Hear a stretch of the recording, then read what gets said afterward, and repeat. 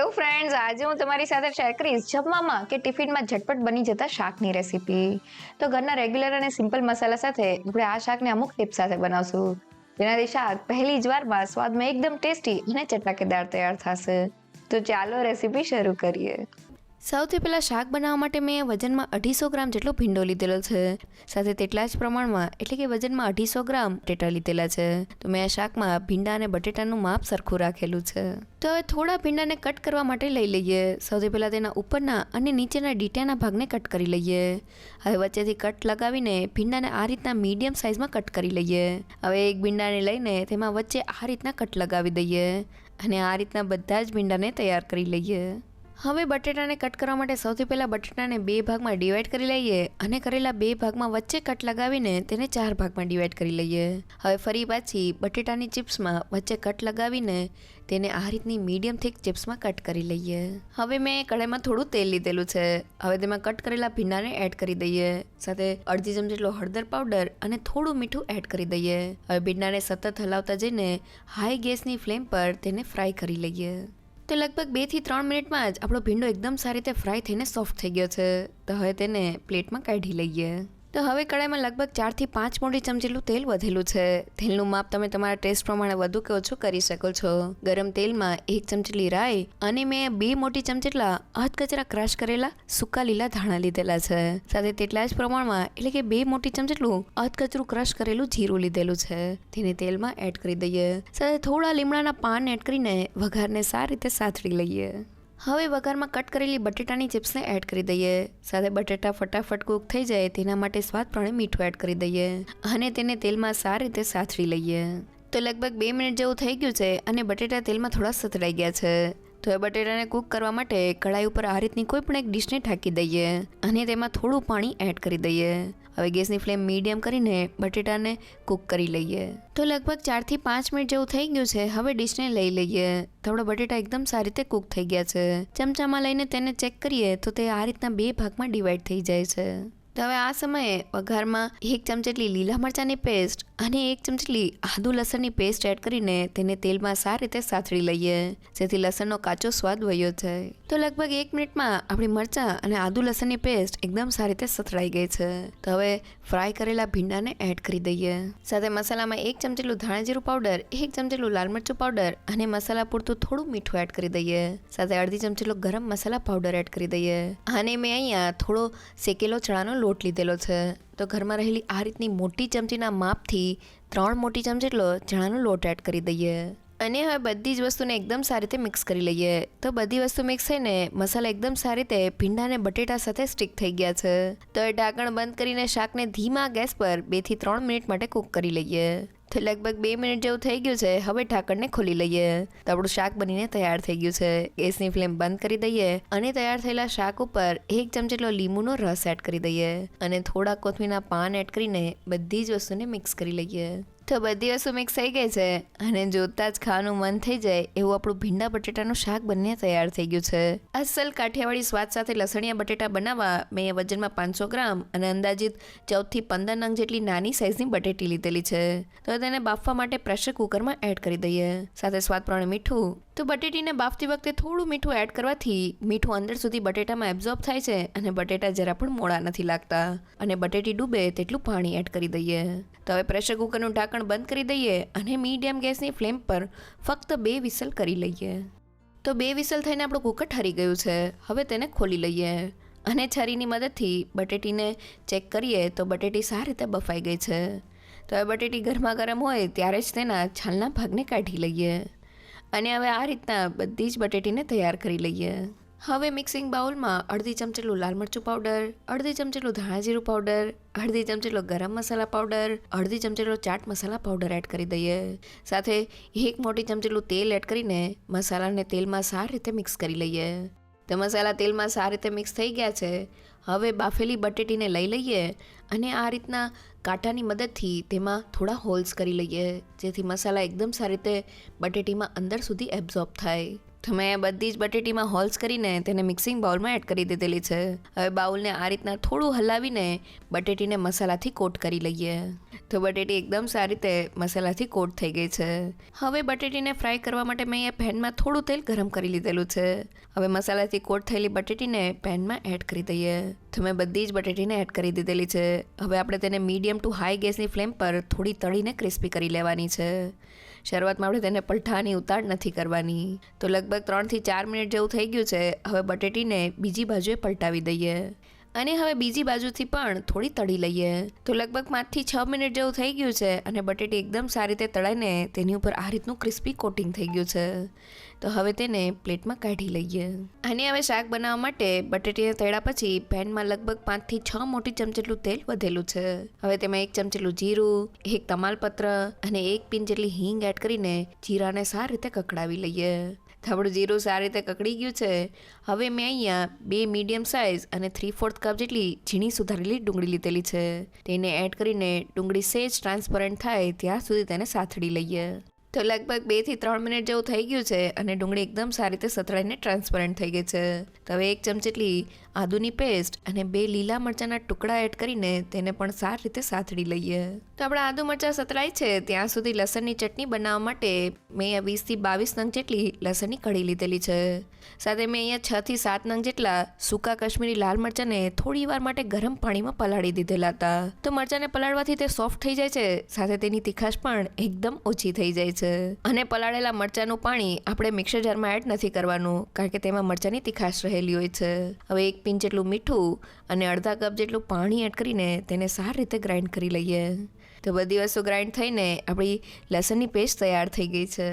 અને હવે શાકને જોઈએ તો આદુ મરચાં એકદમ સારી રીતે સતળાઈ ગયા છે. તો હવે ગેસની ફ્લેમ એકદમ લો કરી દઈએ અને મસાલામાં અડધી ચમચી જેટલો હળદર પાવડર, 1 મોટી ચમચી જેટલું ધાણા જીરું પાવડર, અડધી ચમચી જેટલો ગરમ મસાલા પાવડર અને આપણી ગ્રાઇન્ડ કરેલી લસણની પેસ્ટને એડ કરી દઈએ અને તેને સારી રીતે સાતળી લઈએ. તો શાક બનાવતી વખતે મસાલાને આ રીતના તેલમાં સાતળવાથી તેની એકદમ સરસ ફ્લેવર શાકમાં એડ થાય છે. સાથે શાકનો કલર એકદમ ઢાબા સ્ટાઇલ આવે છે.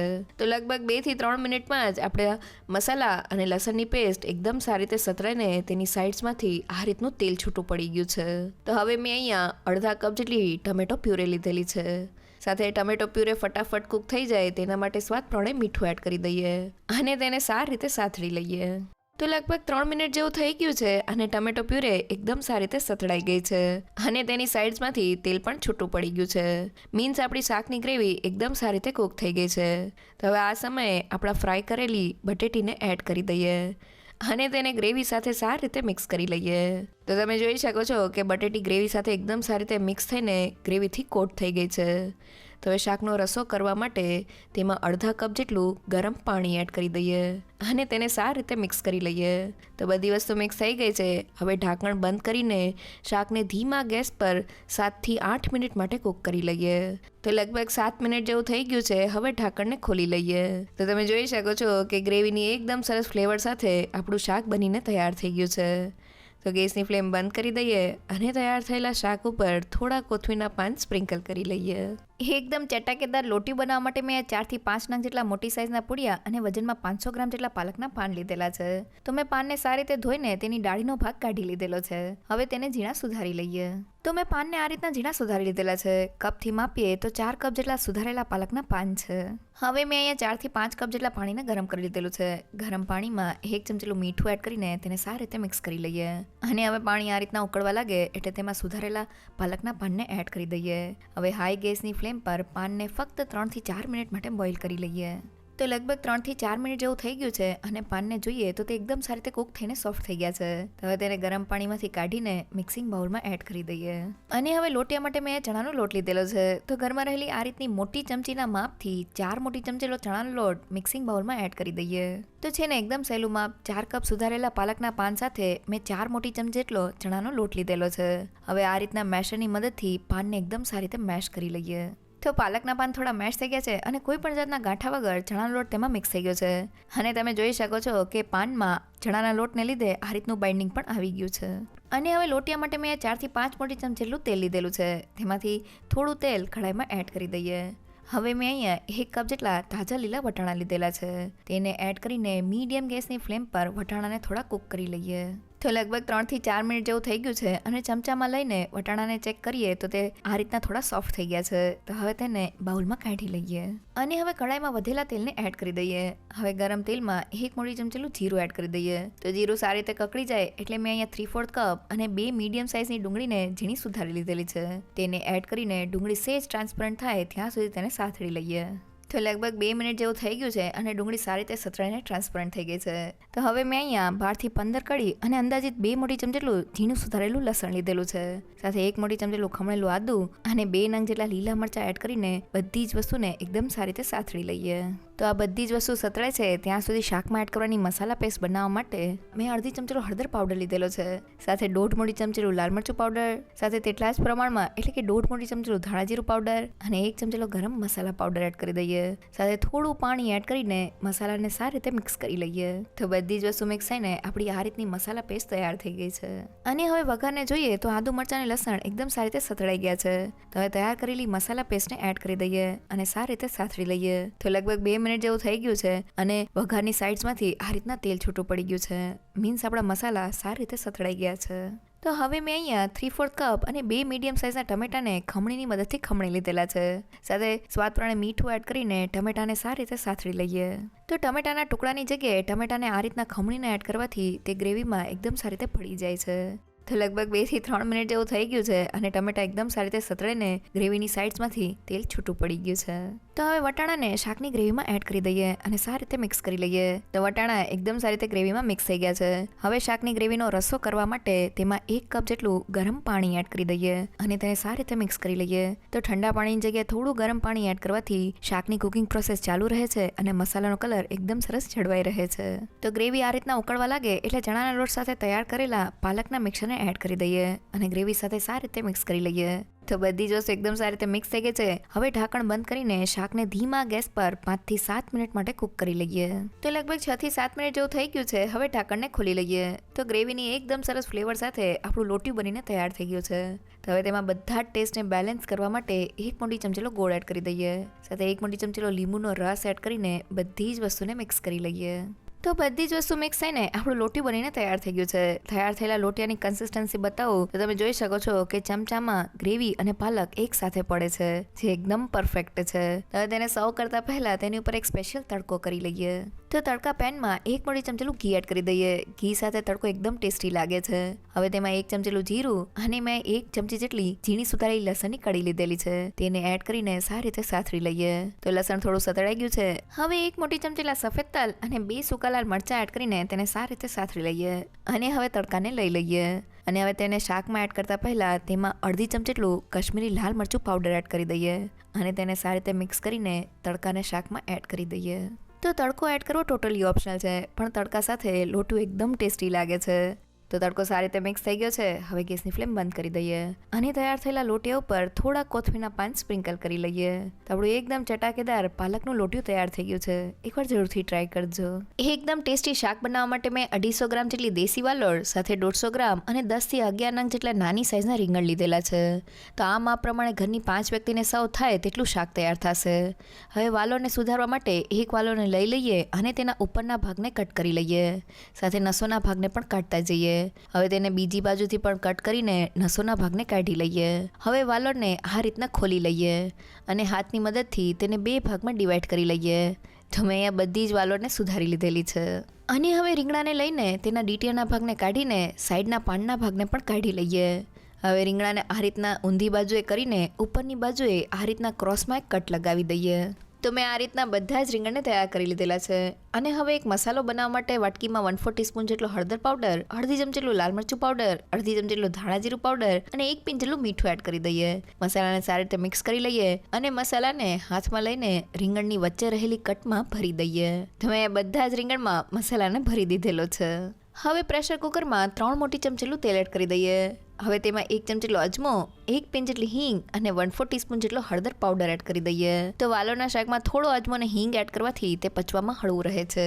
હવે વાલોર અને રીંગણાને કુકરમાં એડ કરી દઈએ. સાથે મેં અહીંયા 1/4 કપ જેટલી લીલી તુવેરના દાણા લીધેલા છે. સાથે 1/4 કપ જેટલા લીલા વટાણા અને સ્વાદ પ્રમાણે મીઠું એડ કરીને શાકભાજીને તેલમાં સારી રીતે સાતળી લઈએ. તો પ્રેશર કુકરમાં શાકને બાફતા પહેલા આ રીતના થોડા તેલમાં સાતળવાથી શાકની ઉપર તેલનું એક કોટિંગ થઈ જાય છે, જેનાથી તેનો સ્વાદ એકદમ સરસ આવે છે. તો શાકભાજી સારી રીતે સતળાઈ ગયા છે. હવે તેમાં અડધા કપ જેટલું પાણી એડ કરી દઈએ અને તેને સારી રીતે મિક્સ કરી લઈએ. તો પાણી આ રીતના થોડું ઉકળવા લાગે એટલે તરત જ કુકરનું ઢાંકણ બંધ કરી દઈએ અને મીડિયમ ટુ હાઈ ગેસની ફ્લેમ પર 2 વિસલ કરી લઈએ. હવે શાકના વઘારમાં એડ કરવાનો એક મસાલો બનાવવા મિક્સર જારમાં 2 નંગ જેટલા તીખા લીલા મરચા, 1 ઇંચ જેટલા આદુના ટુકડા અને મેં અહીંયા 1/4 કપ જેટલું લીલું લસણ લીધેલું છે. તમે તેની જગ્યાએ લસણની કળીનો ઉપયોગ પણ કરી શકો છો. સાથે થોડા કોથમીરના પાન અને મેં અહીં અડધી વાટકી જેટલું ચવાણું લીધેલું છે. હવે આપણે બધી જ વસ્તુને અધકચરી ક્રશ કરવાની છે. તો કોઈ પણ જાતના પાણીને એડ કર્યા વગર મિક્સર જારનું ઢાંકણ બંધ કરી દઈએ અને મિક્સરને આ રીતના રિવર્સ બાજુ એટલે કે ઊંધી બાજુ ચાલુ બંધ કરતા જઈને તેને ગ્રાઇન્ડ કરી લઈએ. ઢાંકણ ખોલીને જોઈએ તો તમે જોઈ શકો છો કે આ રીતનો એક મસાલો તૈયાર થઈ ગયો છે. આ મસાલા સાથે શાક એકદમ ફ્લેવરફુલ બને છે. અને હવે શાકને વઘારવા પેનમાં 4 મોટી ચમચી જેટલું તેલ એડ કરી દઈએ. આ શાકમાં તેલનું પ્રમાણ થોડું વધારે હોય છે, તમે તમારા ટેસ્ટ પ્રમાણે લઈ શકો છો. ગરમ તેલમાં 1 ચમચી જેટલું જીરું, થોડા લીમડાના પાન, 1 નંગ જેટલું તમાલપત્ર અને 2 સૂકા લાલ મરચાં એડ કરીને તેને સારી રીતે સાતળી લઈએ. હવે તેલમાં વાટેલા મસાલાને એડ કરી દઈએ અને તેને સારી રીતે સાતળી લઈએ. તો ગ્રેવી કરતાં મસાલાને આ રીતના તેલમાં સાતળવાથી તેનો સ્વાદ એકદમ સરસ આવે છે. તો લગભગ 2 મિનિટમાં જ આપણો મસાલો સારી રીતે સતળાઈને તેની સાઈડ્સમાંથી તેલ છૂટું પડી ગયું છે. તો હવે ગેસની ફ્લેમ લો કરી દઈએ અને મસાલામાં અડધી ચમચી જેટલો હળદર પાવડર, 1 મોટી ચમચી જેટલું ધાણા જીરું પાવડર, 1 મોટી ચમચી જેટલું લાલ મરચું પાવડર અને મેં 1 ચમચી જેટલો કિચન કિંગ મસાલો લીધેલો છે.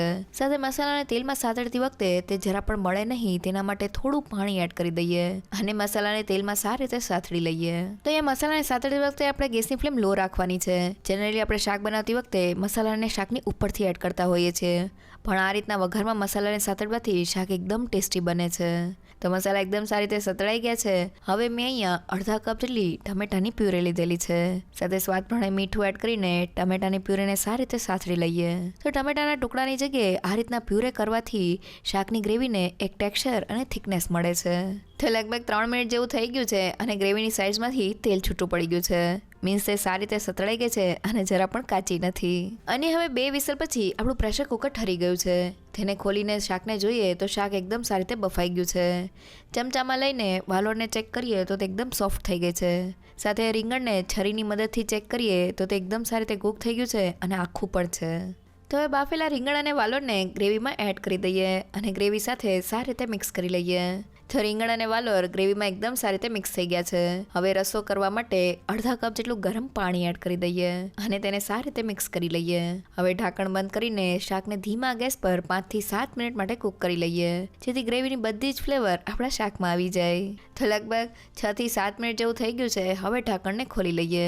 તો ગ્રેવીની એકદમ સરસ ફ્લેવર સાથે આપણું શાક બનીને તૈયાર થઈ ગયું છે. તૈયાર થયેલા શાકમાં 1 મોટી ચમચી જેટલો ગોળ એડ કરી દઈએ. સાથે 1 મોટી ચમચી જેટલો લીંબુનો રસ એડ કરીને તેને સારી રીતે મિક્સ કરી લઈએ. તો શાકમાં થોડો ગોળ અને લીંબુનો રસ એડ કરવાથી બધા ટેસ્ટને બેલેન્સ થઈને શાક સ્વાદમાં એકદમ ટેસ્ટી બને છે.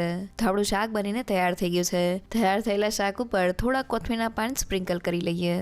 જોતાં જ ખાવાનું મન થઈ જાય એવું આપણું રીંગણ વાલોરનું શાક બનીને તૈયાર થઈ ગયું છે, જેને બનાવવું એકદમ સહેલું. સૌથી પહેલાં શાક બનાવવા બે વજનમાં 350 ગ્રામ અને 11 થી 12 નંગ જેટલા નાની સાઇઝના રીંગણ લીધેલા છે. રીંગણના આ રીતના સાઈડના પાનના ભાગને કાઢી લઈએ. અહીંયા આપણે ડીટીયાના ભાગને રહેવા દેવાનો છે. અને હવે રીંગણની ઉપરની બાજુએ આ રીતના ક્રોસમાં કટ લગાવી દઈએ, જેથી આપણે તેમાં મસાલો ભરી શકીએ. અને હવે આ રીતના બધા જ રીંગણને તૈયાર કરી લઈએ. અને રીંગણમાં કાપો કર્યા પછી તે કાળા ન પડે તેના માટે તેને આ રીતના પાણીમાં ડીપ કરીને રાખી દઈએ. તો રીંગણમાં ભરવાનો મસાલો બનાવવા મેં અહીંયા 3 મોટી ચમચી જેટલા સિંગદાણા લીધેલા છે. સાથે તેટલા જ પ્રમાણમાં એટલે કે 3 મોટી ચમચી જેટલા મેં પાપડી ગાંઠિયા લીધેલા છે. જો ઘરમાં ગાંઠિયા ના હોય તો તમે તેની જગ્યાએ ચણાના લોટને શેકીને પણ એડ કરી શકો છો. સાથે 2 મોટી ચમચી જેટલા સફેદ તલ અને 1 ચમચી જેટલી વરિયાળી એડ કરી દઈએ. અને હવે બધી જ વસ્તુને અધકચરી ખાંડી લઈએ. તો બધી જ વસ્તુ એકદમ સારી રીતે ખંડાઈ ગઈ છે અને આ રીતનો અધકચરો પાવડર તૈયાર થઈ ગયો છે. તો હવે તેમાં અડધા કપ જેટલા ટમેટાં, અડધા કપ જેટલી ડુંગળી, તો મેં ડુંગળી અને ટમેટાનું માપ સરખું રાખેલું છે. સાથે 5 થી 6 નંગ જેટલી લસણની કળી. અને મસાલામાં અડધી ચમચી જેટલો હળદર પાવડર, 1 મોટી ચમચી જેટલું લાલ મરચું પાવડર, 1 મોટી ચમચી જેટલું ધાણા જીરું પાવડર, સ્વાદ પ્રમાણે મીઠું, 1 ચમચી જેટલો ગોળ, થોડો લીંબુનો રસ અને 1 મોટી ચમચી જેટલું તેલ એડ કરી દઈએ. અને બધી જ વસ્તુને એકદમ સારી રીતે ખાંડી લઈએ. તો બધી જ વસ્તુ એકદમ સારી રીતે ખંડાઈ ગઈ છે અને રીંગણમાં ભરવાનો અને શાકની ગ્રેવીનો મસાલો તૈયાર થઈ ગયો છે. આ સિવાય આપણે શાકમાં બીજા કોઈ પણ મસાલા એડ નહીં કરવા પડે. તો હવે તૈયાર કરેલા મસાલાને રીંગણમાં કરેલા કાપામાં દબાવીને ભરી દઈએ. તો મસાલાને આ રીતના દબાવીને ભરવાથી તેની એકદમ સરસ ફ્લેવર આપણા રીંગણમાં આવી જાય છે. અને હવે આ રીતના બધા જ રીંગણને તૈયાર કરી લઈએ. તો મેં બધા જ રીંગણને ભરીને તૈયાર કરી લીધેલા છે. રીંગણ ભર્યા પછી આ રીતનો મસાલો વધેલો છે, જેનો ઉપયોગ આપણે શાકની ગ્રેવીમાં કરશું. આ સિવાય આપણે શાકની ગ્રેવીમાં બીજા કોઈ પણ મસાલા એડ નહીં કરવા પડે. હવે શાક વઘારવા કુકરમાં 4 મોટી ચમચી જેટલું તેલ એડ કરી દઈએ. તો કાઠિયાવાડી શાકમાં તેલનું પ્રમાણ થોડું વધારે હોય છે. તમે તમારા ટેસ્ટ પ્રમાણે ઓછું કરી શકો છો.